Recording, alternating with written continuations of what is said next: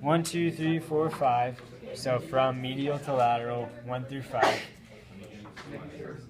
Proximal, distal, with middle in between, just like with the hand, right?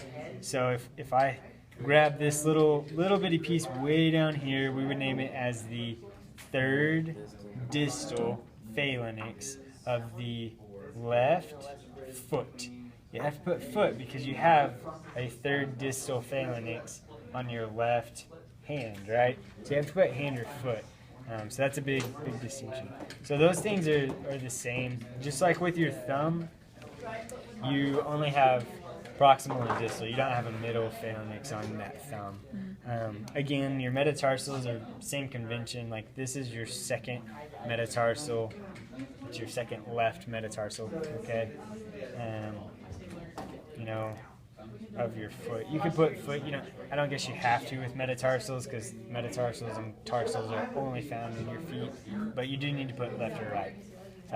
And then you have your tarsals, which there's a saying in your book that goes, "Men in little cars never take cows." Not my favorite, but it works if you want to use a saying, just like with the hand. And it goes like this.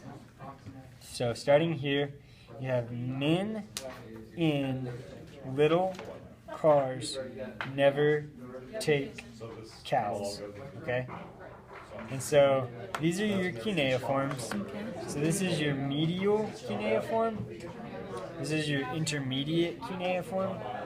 This is your lateral cuneiform. This is your cuboid, which looks a lot like a cube. This is your navicular, which navigates your cuneiforms. It's behind all three of your cuneiforms. This is your talus, and this is your calcaneus, which is your heel. Okay. One thing to note that people, I think, commonly mix up, when you're talking about proximal and distal, you use the term middle. If you want to talk about in between proximal and distal, you use the term middle. Whereas if you're talking about medial and lateral, you use the term intermediate, okay?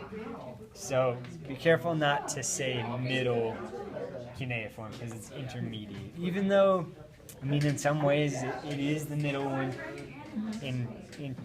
on a technical sense, it's the intermediate, okay? So that's pretty much it. You guys need to see that again, or...